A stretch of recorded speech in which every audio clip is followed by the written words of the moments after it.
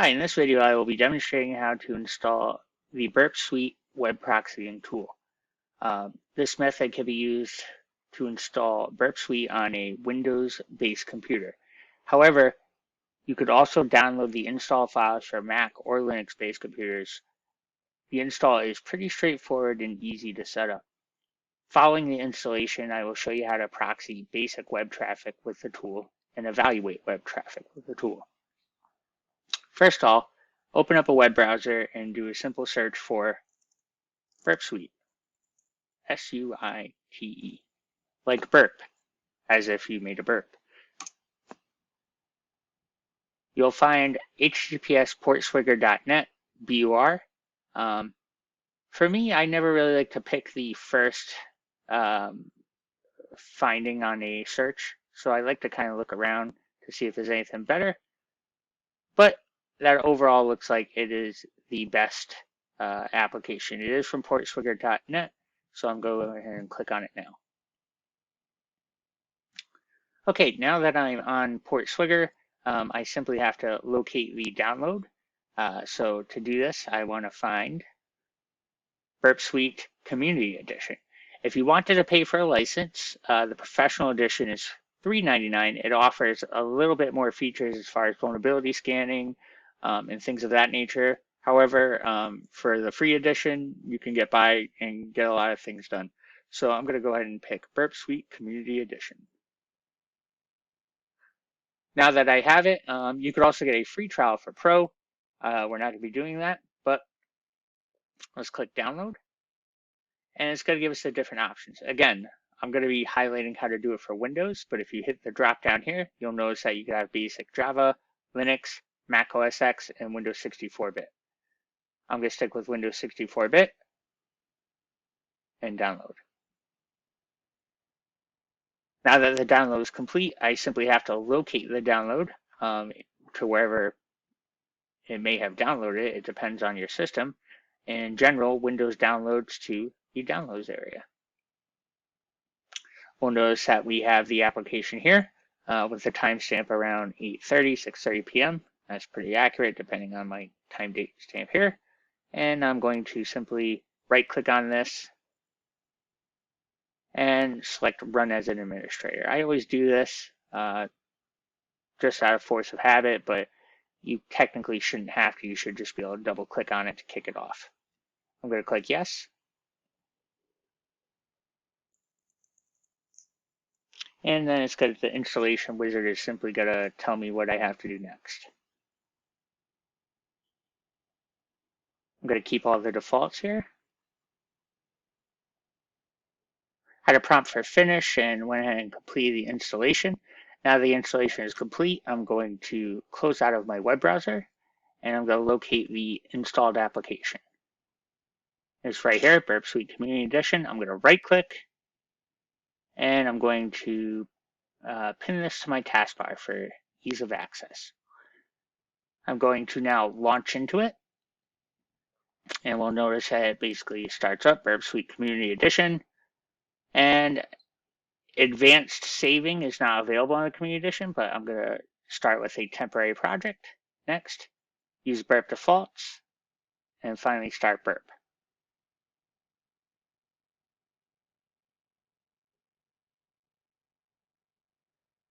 Now, it has a great explanation with this new version, all these different things that you can accomplish, some helpful video tutorials. But to get started with Burp and to proxy web traffic, the best way to do this is simply by going to Proxy and opening Browser. Now, previous versions of Burp did not have this. This is relatively new, I'd say within the last year or so, but it's a great tool. So I'm going to go ahead and open the web browser here. You'll also notice that intercept is on. We'll cover the difference between intercept on and intercept off in a second.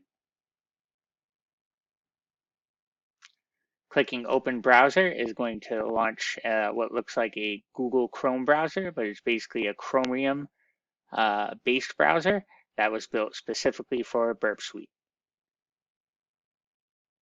You can use a different browser, but it requires a little more configuration on your end.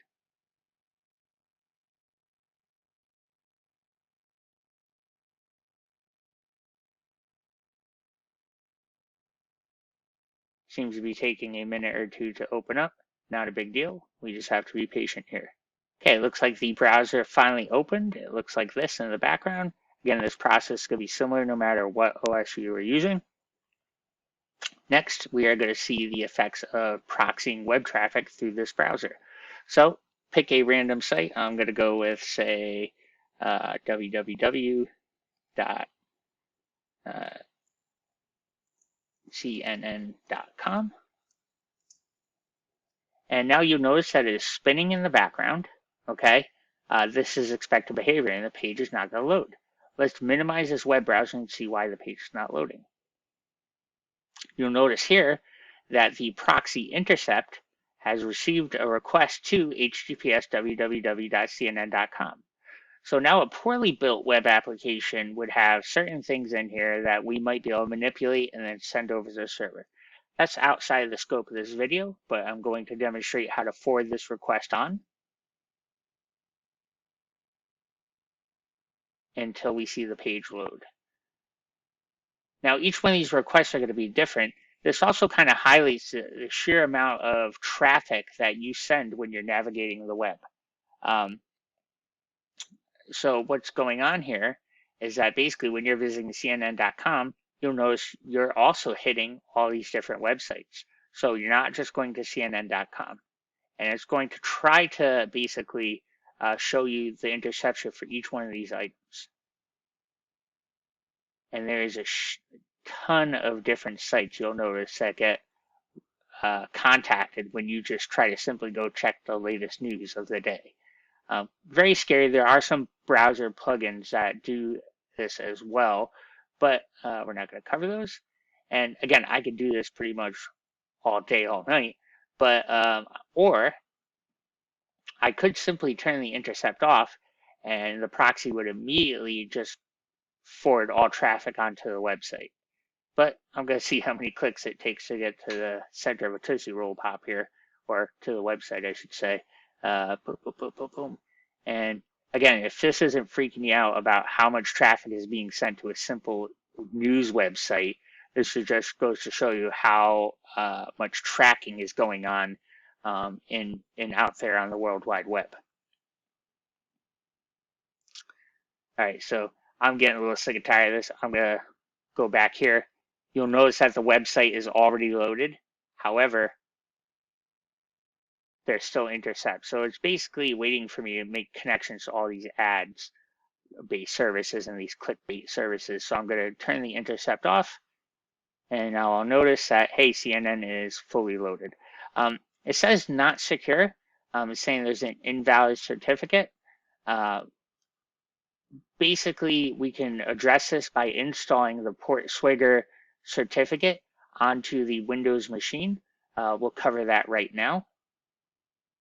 So now that I have the website loaded, some things might not load properly since it's an HTTPS-based site. It depends on how the site was designed.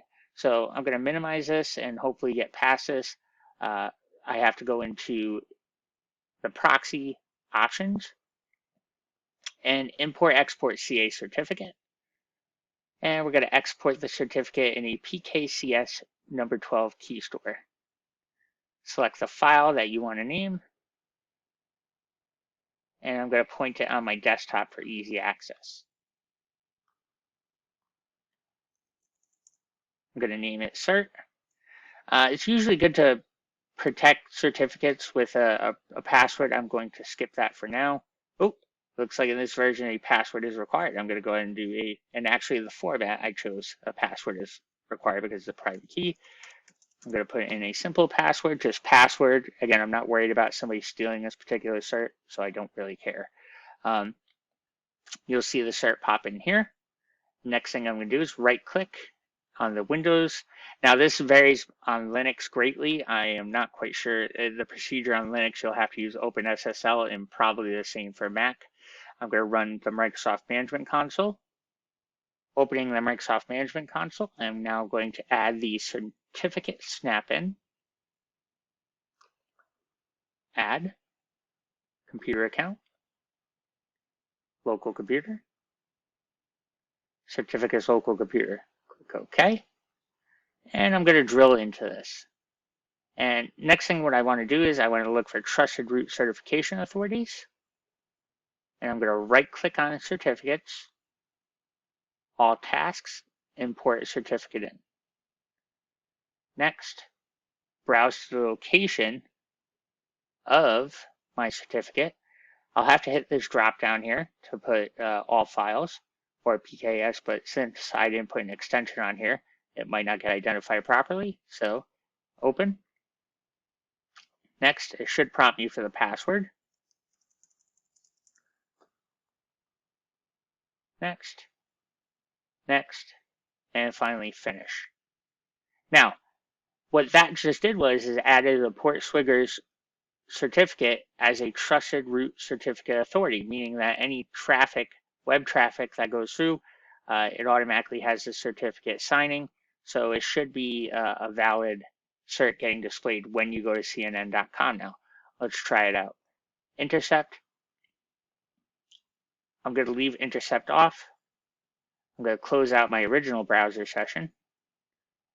Open browser. And apparently it's going to take another 10 minutes to do it. Oh, not that long. And let's try cnn.com right now. Again, this time we're not going to intercept, so it should load right up with a nice successful lock screen. However, this lock screen is not going to show us CNN being the certificate, some other third-party site being a certificate authority. It's going to show us PortSwigger, but it's secure, and it's saying it's secure because we forced our browser or our computer system to trust it. So let's take a look at that now as opposed to earlier.